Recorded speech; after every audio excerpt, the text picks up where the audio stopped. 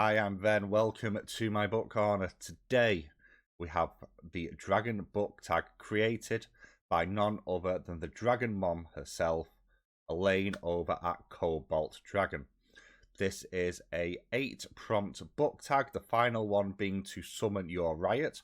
Bothering reference there. And tag people. So each of these is linked in some way to dragons or magic. We shall begin with prompt number 1, The Hobbit. Smaug loved gold and shiny things. What book or series you enjoyed features gold, shiny items, or has a shiny cover? Now, I need to mention one that I've not read yet, but it's just too good to not include that, and that is the recent re-release of the Blackwater books. They are all proper gold, shiny, and embossed. All of them. They're absolutely gorgeous. Don't die July, I'll be reading one of those. But I haven't read it yet, so I can't really talk about that one. And as I've looked, I don't actually have that many shiny covers, oddly enough. And I don't have that many books that are to do with treasure, really, either. I've got a few heists, but not in the same way. So I'm going for something that has a little bit of foil on the cover, and this is Shirley's The Legend of White Snake. So this is a retelling of one of the Chinese foundational myths, and it's really, really good, and it also fits the theme of treasure in another way, or how I'm interpreting it, which is not only does this have a shiny cover, but the whole sort of point of this story is the connections you make along the way, and that is the true treasure in life. It's not what you get at the end, it's how you get there. That feels a bit like something from The Alchemist. If it is, I apologise for inflicting that on you. We all know what I think of that book, but there we go. Prompt number 2. Dancing with Dragons. Dragons and cats go together.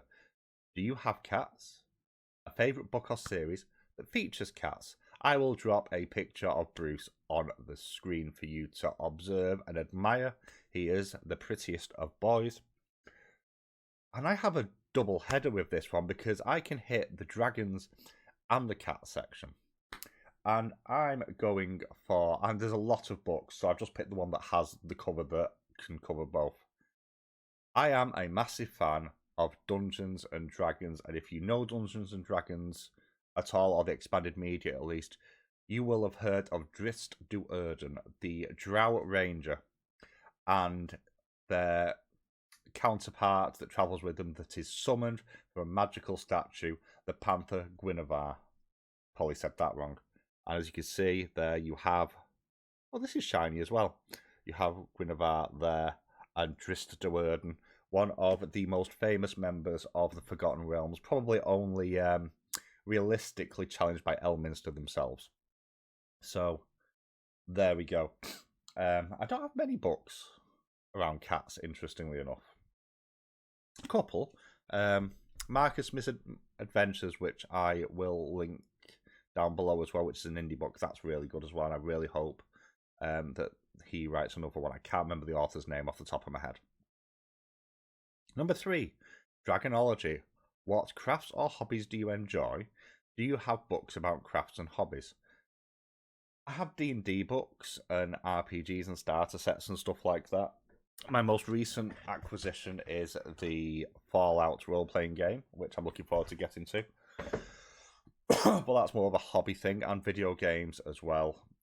Anyone who's been on the channel at any point will know that I have deep-rooted obsessions with certain video games. Oblivion has just come out. I might not make book content for a while, but in terms of crafts, I have the crafting ability of cottage cheese.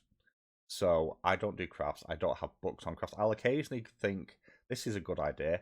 Let's get a book about learning how to draw. And then it just gathers dust somewhere and gets pushed off to the kids. So there we go. Yeah, I'm not a crafty person by nature. So prompt number 4, Dragon Art. Do you have a favourite artist? Books featuring artists? So again, this is a no. because I have no drawing ability whatsoever. In terms of favourite artist, at least, I am a massive fan of concept art for like TV and video games and films. I love stuff like that. And the D&D books are like filled with amazing images. And again, I haven't got them close to hand because I'm not prepared. Well, there is one book I am going to include. And unfortunately, this got literally dogged years ago by a slightly destructive pet animal that we had. But this is The Last Hero, a Discworld illustrated novel, and this is illustrated by Paul Kidby. And the artwork in here, we have sunlight, so I'm struggling to get stuff on. It's absolutely stunning. And because we all need our cat fix, and because we cannot have a Discworld book mentioned without mentioning the most famous people of the Discworld. That's what happens when the Discworld stops being alive. So that's if certain American politicians are in charge of the Discworld. Where's the iconic book picture? You'd think I'd be organised, wouldn't you? But no. Organisation is for other people. Why can't I find a picture of Death and the cat? Just talk amongst yourselves. We'll get there. I know this is the sort of high grade, quality content you all come to my channel for. What the hell is it? Oh, there we go. There we go. And there we have the Reaper himself, along with his little pet cat. Death has an obsession with cats. Oh, there we go. And you also have the death of rats there as well. Pretty much the only facet of Death which is separate. And there's story reasons for that as well. So, there we go. Number 5, How to Live with Dragons. So, I'm going to add some flavour text here. All dragons have their horde. In your book horde do you cover by, and what are your favourite colours? What book or series did you enjoy that features dragons? I've read a lot of books with dragons first off, and this is where I get to show a new release. So last year, I reviewed Dragon Rider by Tarrant Matharu. I'm recording this on the 25th. Yesterday, book 2 arrived, The Tainted Cairn, and I just need to say that these dust jackets are astoundingly good. The artwork, much better in my opinion as well than the US ones. I also like the fact that that's actually embossed. So, obviously, some of the Dungeons and Dragons books that I've read have got dragons in them. I've enjoyed Fourth Wing. I know it's not for everybody, but there we go. I think it's pretty decent. I've read a little bit of the Dragon Riders of Pern, but not a huge amount, and I can't remember much about it, but I didn't hate it, so that's probably a good thing, because I'd have been about 17, I think, when I read one of the random books from the middle of the series. I like The Hobbit. I don't love it. Maybe a bit of a controversial opinion there. I've got so many books about dragons. I think a lot of them are on my Kindle, to be honest. Oh, sideways. Wheel of Time, The Dragon Reborn, Rand Al Thor as well. Just as a slightly sideways honorary mention, but as we are doing a reread of that this year, myself, Elaine, and a number of other people are reading it for the first time as well. As a semi-buddy read that we're only a couple of months behind as a group because, you know, life happens and none of us are hitting our timings on that. So there we go. Prompt 6, Star Magic. Do you have a favourite constellation and a favourite astronomy book? I don't. The one that always sticks with me because it's always in the sky is, and it's a really simple one, is the Plough or the Big Dipper, whatever you choose to call it.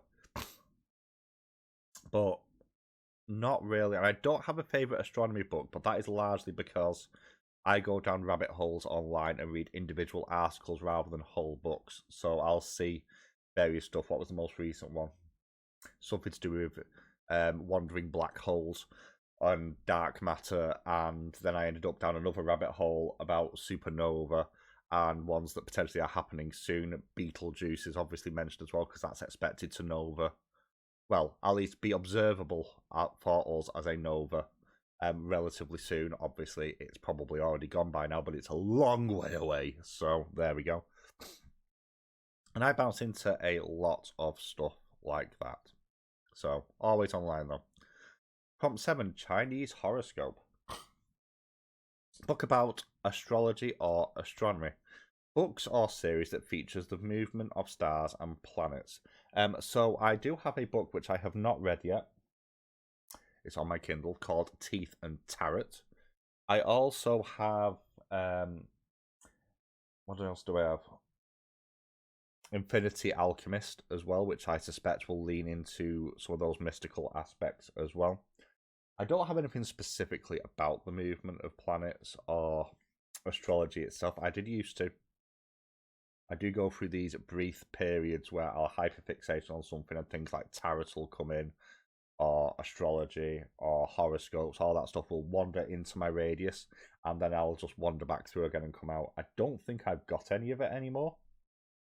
I'm just staring at my pitiful non-fiction shelf, trying to see if I've got any, but I don't think I have. I think I left them with my ex-wife for whatever reason. I do keep being tempted to go back to tarot though, because it really does fascinate me. But that is the last prompt. So the final one is, where's my riot at? If you have not done this amazing tag by Elaine, the mother of dragons, consider yourself tagged here, now, today. Mount up, ride forth, do the tag. Tag me below so I can watch it. Not below. Tag me in your video as well so I can watch it, because I want to meet new peoples. So, well, that's it. Thank you again to the amazing Elaine for creating this one. This was my Dragon book tag. I hope you've enjoyed this video. If you have, please consider dropping a like and a comment down below, and subscribe if you haven't already, for more content that is a little bit chaotic and disorganized and not planned like this. Thank you so much for watching. I'll catch you all very soon.